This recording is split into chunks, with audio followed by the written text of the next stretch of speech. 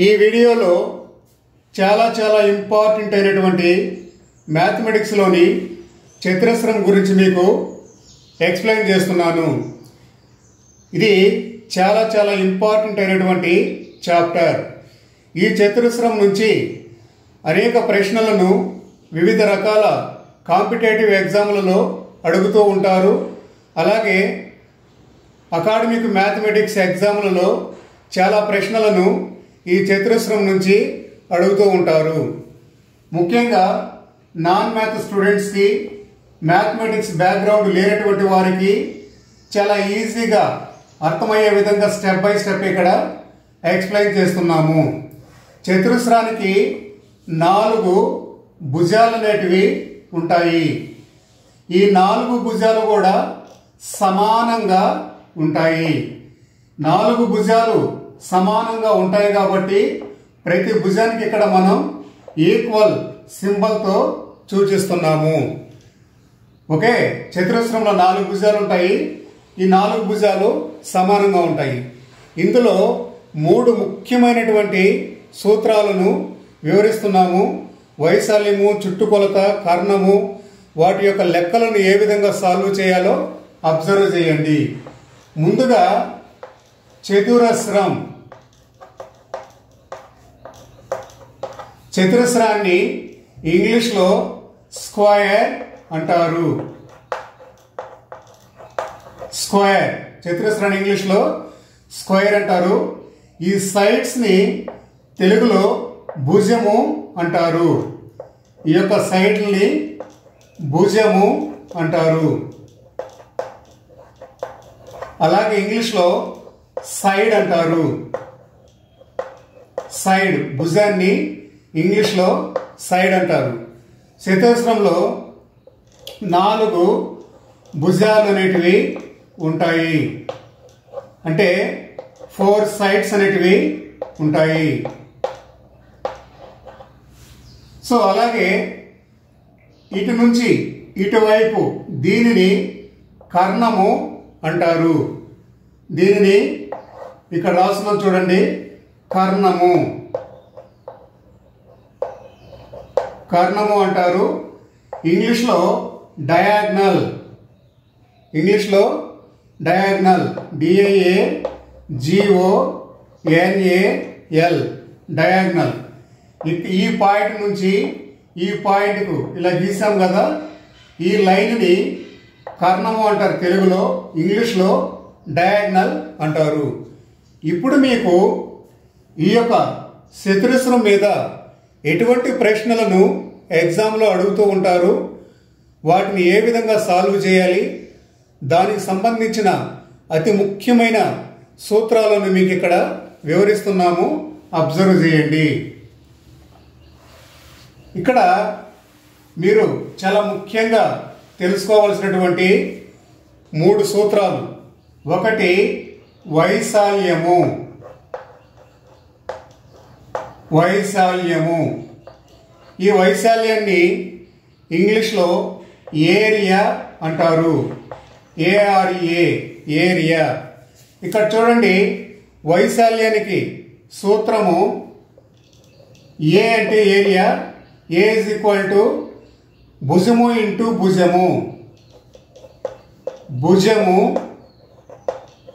Into భుజము. వైశాల్యానికి సూత్రము భుజము ఇంటూ భుజము. భుజం అంటే ఈ సైడ్ ఉన్నాయి కదా, ఈ సైడ్. ఓకే, సో ఇక్కడ భుజము ఇంటూ భుజము అంటే అన్ని భుజాలు కూడా సమానంగా ఉంటాయి కాబట్టి అప్పుడు ఏం చేస్తామంటే ఏరియా, ఏ అంటే ఏరియా, వైశాల్యం అని, A is equal to S square. S అంటే సైడ్ అని అర్థం. ఇంగ్లీష్లో సైడ్ అంటే S ఇంటూ S ఏమవుతుంది, S స్క్వేర్. ఇలా రాసుకుంటాము. ఓకే, సో ఈ భుజాల్ని ఎస్తో సూచిస్తున్నాం ఇక్కడ. ఎస్ అంటే సైడ్ అని. ఓకే, సో ఏ అంటే ఏరియా, ఏరియా అంటే వైశాల్యము.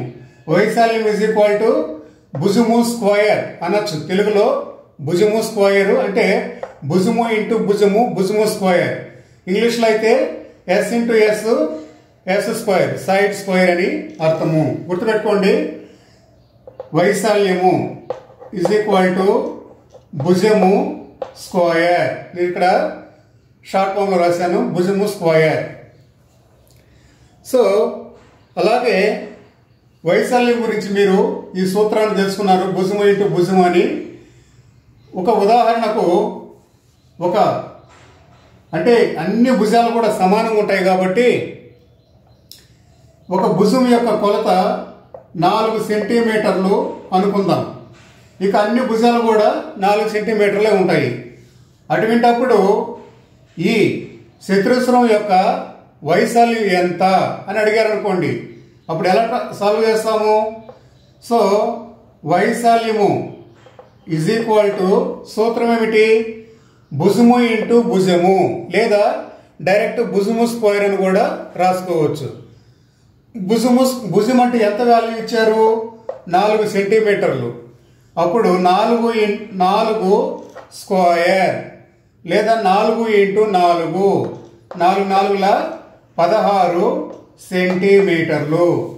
అంటే ఒక చతురస్రం యొక్క భుజము 4 సెంటీమీటర్లు. ఒక భుజం 4 సెంటీమీటర్లు అయితే చతురస్రంలో అన్ని భుజాలు కూడా 4 సెంటీమీటర్లే ఉంటాయి. చతురస్రం అంటేనే 4 భుజాలు సమాన కొలతని కలిగి ఉంటాయి.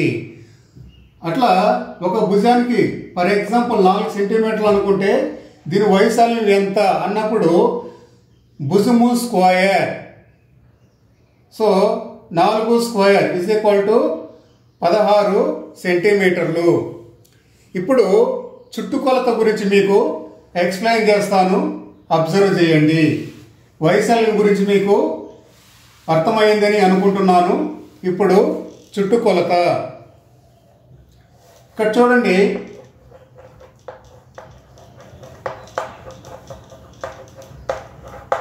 చుట్టుకొలత దీనిని ఇంగ్లీష్లో పెరిమీటర్ అంటారు. ఇంగ్లీష్లో పెరిమీటర్ అంటారు. సో ఇప్పుడు ఈ యొక్క చుట్టుకొలతకి సూత్రం ఏమిటంటే ఇక్కడ చూడండి, నీ షార్ట్ ఫామ్లో రాస్తున్నాను. చుట్టుకొలత ఈజ్ ఈక్వల్ టు 4 ఇంటూ భుజము. 4 ఇంటూ భుజము. ఇంగ్లీష్లో పెరిమీటర్, చుట్టుకొలత అంటే perimeter. P is equal to 4 into S. S అంటే సైడ్ అంటే భుజము. ఓకే, సో ఇది దీనికి సూత్రము. చుట్టుకొలత అంటే ఈ 4 ఇంటూ భుజము. అంటే ఎన్ని భుజాలు ఉన్నాయి? 4 భుజాలు ఉన్నాయి. ఓకే, ఇంటూ ఆ భుజం యొక్క కొలత ఎన్ని సెంటీమీటర్లు ఎన్ని మీటర్లు ఇచ్చారనే కొలత. అలాగే ఇప్పుడు ఒక ఉదాహరణకు ఇది ఒక భుజం యొక్క పొడవు 6 సెంటీమీటర్లు అని ఇచ్చారనుకుందాం. ఒక భుజం యొక్క పొడవు 6 సెంటీమీటర్లు అయితే ఈ చతురస్రం యొక్క చుట్టుకొలతను తెలుసుకోండి అని ప్రశ్న అడిగినప్పుడు ఇక్కడ చూడండి, చుట్టుకొలత ఈజ్ ఈక్వల్ టు సూత్రం ఏమిటి? 4 ఇంటూ భుజము. 4 ఇంటూ భుజము ఎంత ఇచ్చారు ఇక్కడ? ఎగ్జాంపుల్కి 6 సెంటీమీటర్లు. 4 ఇంటూ 6 4 24 సెంటీమీటర్స్. ఈ విధంగా చుట్టుకొలతని తెలుసుకోవాలి. ఓకే, సో ఇప్పుడు మీకు వైశాల్యం గురించి అర్థమైంది, చుట్టుకొలత గురించి అర్థమైంది. ఇప్పుడు డయాగ్నల్ గురించి మీకు ఎక్స్ప్లెయిన్ చేస్తాను. కర్ణము అంటే కర్ణాన్ని ఏ విధంగా తెలుసుకోవాలి, ఇవన్నీ కూడా చాలా ఇంపార్టెంట్ అయినటువంటి సూత్రాలు. లెక్కలు కూడా చాలామంది non math students, mathematics background లేనటువంటి వారు వీటికి సంబంధించిన ప్రశ్నలు అడిగినప్పుడు సూత్రాలు తెలియక కన్ఫ్యూజ్ అయిపోయి తప్పులు చేస్తూ ఉంటారు. వీటిని నోట్ చేసుకోండి. ఇప్పుడు కర్ణము గురించి మీకు ఎక్స్ప్లెయిన్ చేస్తాను. ఇప్పుడు మీకు కర్ణము గురించి సూత్రాన్ని వివరిస్తాము. కర్ణం అంటే ఈ పాయింట్ నుంచి ఈ పాయింట్కి ఈ ఉన్నటువంటి ఈ లైన్ని కర్ణము అంటారు. దీనిని ఇంగ్లీష్లో డయాగ్నల్ అని అంటారు. కర్ణము ఇంగ్లీష్లో డయాగ్నల్. ఈ యొక్క కర్ణానికి సూత్రము కర్ణము స్క్వేర్ ఇజ్ ఈక్వల్ టు భుజము స్క్వేర్ ప్లస్ భుజము స్క్వేర్. దీనిని ఇంగ్లీష్లో D square is equal to S square plus S square అని రాయవచ్చును. డి అంటే డయాగ్నల్, డయాగ్నల్ అంటే కర్ణము, ఎస్ అంటే సైడ్, సైడ్ అంటే భుజము. ఓకే, సో ఇప్పుడు ఈ యొక్క డి వాల్యూ తెలియాలి అంటే కర్ణం తెలియాలంటే ఈ రూట్ని అవతల పంపించాలి. ఈక్వల్ అవతల పంపించినప్పుడు ఏమవుతుంది, ఈ స్క్వేర్ని ఈక్వల్ అవతల పంపించినప్పుడు ఇలా రూట్ అవుతుంది. Root of S square plus S square. ఇప్పుడు ఈ యొక్క D value is equal to ఇక్కడ ఏమవుతుంది 2s స్క్వేర్స్. అలాగే డి ఈజ్ ఈక్వల్ టు ఈ స్క్వేర్కి ఈ రూట్కి పోయినప్పుడు రూట్ 2s అవుతుంది. రూట్ 2s అనేది అవుతుంది. అంటే కర్ణము ఈజ్ ఈక్వల్ టు రూట్ 2 భుజము అని కూడా అనవచ్చును. ఇది దీనికి సూత్రము. బాగా గుర్తుపెట్టుకోండి. ఏదైనా చతురస్రంలో కర్ణాన్ని ఏ విధంగా తెలుసుకోవాలి అంటే ఇది బేసిక్గా కర్ణము స్క్వేర్ ఇజ్ ఈక్వల్ టు భుజము స్క్వేర్ ప్లస్ భుజము స్క్వేర్. ఓకే, సో ఇక్కడ ఈ స్క్వేర్ని అంటే ఇక్కడ ఉన్నటువంటి ఘాతం 2ని ఈక్వల్ అవతల పంపించినప్పుడు ఏమవుతుంది, రూట్ అవుతుంది. ఇక్కడ ఉన్నటువంటి వాటికి ఇట రూట్ అవుతుంది. సో అప్పుడు root of S square plus S square. ఇక్కడ ఎస్ అంటే ఏదనుకోకండి, భుజం అని అర్థము, సైడ్. సో అలాంటప్పుడు ఈ రూట్ ఆఫ్ 2s స్క్వేర్ అవుతుంది. ఈ ఎస్ స్క్వేర్ అని ఉంది కదా, ఈ స్క్వేర్కి రూట్కి క్యాన్సిల్ అవుతుంది. అప్పుడు ఈ రూట్ అనేది 2కే మిగులుతుంది, 2కి మాత్రమే అవుతుంది. Root 2s. ఓకే, సో కర్ణం is equal to root 2 into భుజము. ఇది దీని లెక్క. ఉదాహరణకు ఈ యొక్క భుజము యొక్క కొలత ఇక్కడ చూడండి, ఒక 2 సెంటీమీటర్స్ అని ఇచ్చారనుకోండి. ఇప్పుడు దీని యొక్క కర్ణాన్ని తెలుసుకోవాలి. ఓకే, అప్పుడు సింపుల్గా మీరు ఇవంతా చేయకుండానే ఈ యొక్క సూత్రాన్ని గుర్తుపెట్టుకుంటే సరిపోతుంది. కర్ణము is equal to root 2 into భుజము. సో మీరు రూట్ 2 వాల్యూ తెలుసుకున్నట్లయితే రూట్ 2 ఈజ్ ఈక్వల్ టు 1.414. ఇది రూట్ 2 వాల్యూ. ఫర్ ఎగ్జాంపుల్ భుజం యొక్క కొలత 2 సెంటీమీటర్లు అనుకుంటే కర్ణము ఏ విధంగా తెలుసుకోవాలంటే, సో కర్ణము is equal to root 2 into భుజాన్ని 2 సెంటీమీటర్లు 2. అప్పుడు ఈ రూట్ 2 వాల్యూ ఎంత, 1.414 ఇంటూ 2. సో దీన్ని మల్టిప్లికేషన్ చేస్తే 1.828 సెంటీమీటర్స్. ఈ విధంగా ఈ యొక్క చతురస్రంలోని కర్ణాన్ని తెలుసుకోవచ్చును.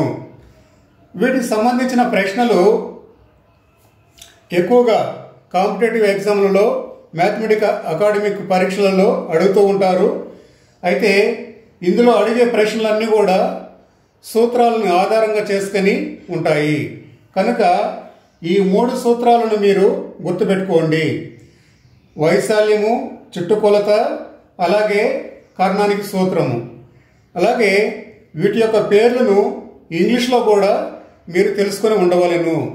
చాలా ఎగ్జామ్లలో ఇంగ్లీష్లో అడిగినప్పుడు వాటికి అర్థాలు ఏంటో తెలియక కన్ఫ్యూజ్ అయిపోయి తప్పులు చేస్తూ ఉంటారు. మరొకసారి మీకు ఈ యొక్క సూత్రాలను ఎక్స్ప్లెయిన్ చేసి తర్వాత వీడియోలో వీటి మీద అడిగినటువంటి ప్రీవియస్ ప్రశ్నలను మీకు చాలా క్లియర్గా ఎక్స్ప్లెయిన్ చేస్తాను. బాగా గుర్తుపెట్టుకోండి. వైశాల్యం అంటే area, A is equal to S square. S square అంటే భుజము, స్క్వేర్ అని అర్థము. అలాగే చుట్టుకొలత పెరిమీటర్, పెరిమీటర్కి సూత్రము 4 ఇంటూ ఎస్. ఎస్ అంటే భుజము. అలాగే కర్ణము, ఓకే, డయాగ్నల్, డి అంటే కర్ణము. కర్ణానికి సూత్రము √2 ఎస్. ఎస్ అంటే భుజమని అర్థము. ఈ యొక్క 3 సూత్రాలని గుర్తుంచుకోండి. వీటి ఆధారంగానే చతురస్రానికి సంబంధించిన ప్రశ్నలన్నీ కూడా అడుగుతూ ఉంటారు. చతురస్రంలో ఒక భుజం తెలిసినట్లయితే అన్ని భుజాలు కూడా అదే కొలతను కలిగి ఉంటాయి. ఈ విషయాన్ని బాగా గుర్తుపెట్టుకోండి.